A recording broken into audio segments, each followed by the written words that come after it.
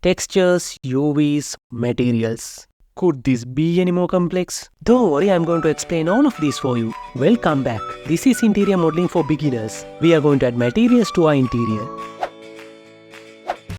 Switch to the material preview mode and go back to the object shader. Click inside the room to select it. This node is from the default material that comes with the cube. Let's see what each of these inputs of the node do. This determines the color of the material. Click and hold anywhere on this circle and move the cursor. Release it when you get the color you need. The roughness value determines the roughness or the shininess of the material. A value of 1 for the metallic would make the surface metallic and a value of 0 for non-metallic materials. We don't keep anything in between 0 and 1 because all the materials are either metallic or non-metallic. Transmission value is used to make glass material. Let me undo these changes because we need this default material. These are the values you would change most of the time. And we'll learn functions of some of the other inputs along the way. And we are not going to change these manually and make our materials. We'll use image textures that would be connected to these inputs. We'll use an add-on to download those textures. I have included the link to download this add-on, the ECBR add-on. Click this install button and locate the downloaded zip files. Don't unzip the first file. Just double-click on it to install. Type ECBR in the search bar. Check this box. Expand it and press this folder icon. You have to unzip this library file. Open this file too where we have these 4 files and press accept. Now close this window. By the way, there are a lot of other add-ons that you can use to get materials. I'll put a link to a video that reveals some of the best material add-ons in the description. To see the add-on, press N and click on this ECBR button. Load the library and click here to see all the materials that we can use. That is a lot, right? We are going to use a marble material for the floor. Out of these marble materials, we'll use this marble 007 material. Click on this download button. You can select any resolution you want, but remember that higher the resolution, higher the quality, but takes longer to render. Press OK. After downloading the material, press this plus button. Press OK. Click on this icon to go to the material properties. You can see the marble material here as well as the default material. Select the marble material. So this is the node setup. There are connections to the color, roughness and normal inputs. This is the node that all of these inputs are connected to. Now we need to apply this marble material to the floor. Go to the edit mode and select these faces in the face select mode. Click and hold the left mouse button, drag away and release it to make the selection. Press Shift G and choose normal to select all the faces on the floor. Then hit assign in the material properties.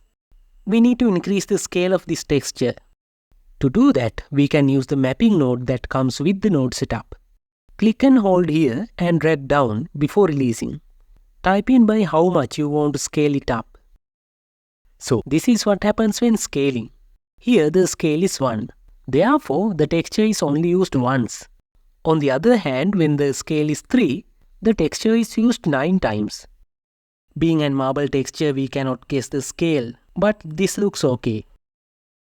One other thing, down here you can see this material has some unevenness due to some bumps and pothole kind of things.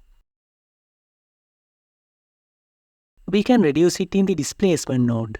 I'll just remove it completely by putting 0 here.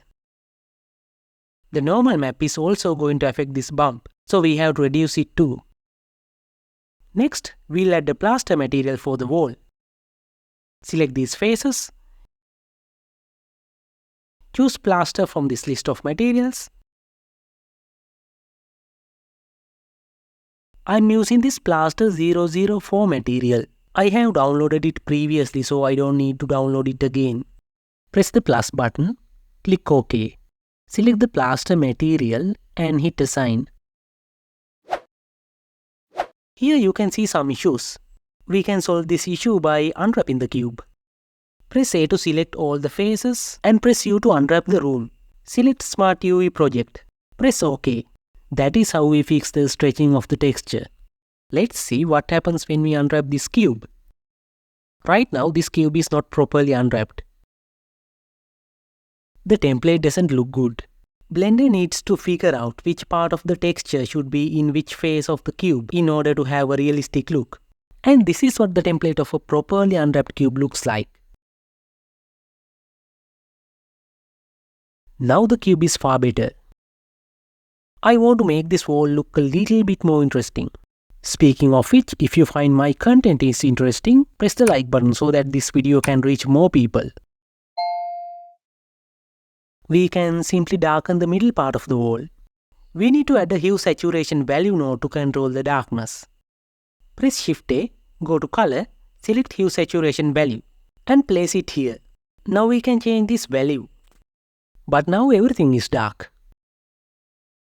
Add a new material. In this drop down, select this Plaster 004. Now we want to make this a separate material.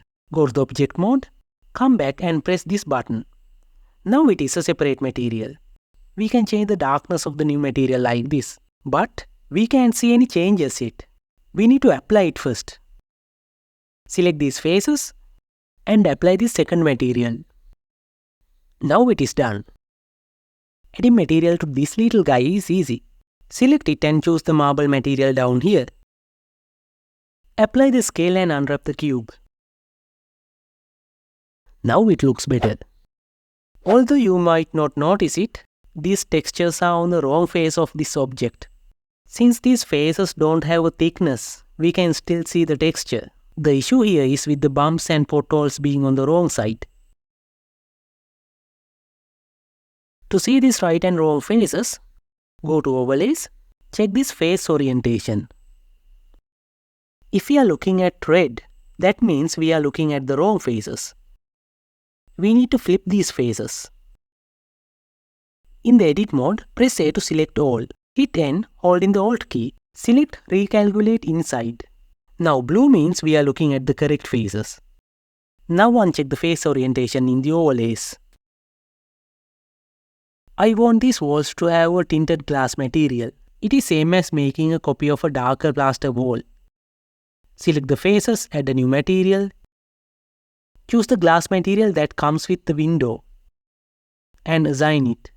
Let's find the node setup so that we can make it tinted. This node is not connected to anything, so I'll delete it. What we need to change is this color. But if we do so, it would affect the window too. So, go back to the object mode and make this a separate material by pressing this 3. You can rename it if you want. Now we can change the color. The final thing we have to do is adding a material to these planks. Select these planks. Download the wood material. I'm choosing this wood 003 material and add it to the planks. We can separate it from the workspace by pressing the slash key.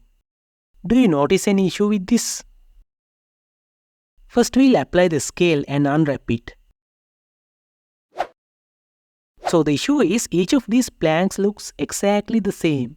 How to get around it? There's one simple trick. Go to the modifier properties. Expand this UV section. Change these offsets. Anything other than the default values would do.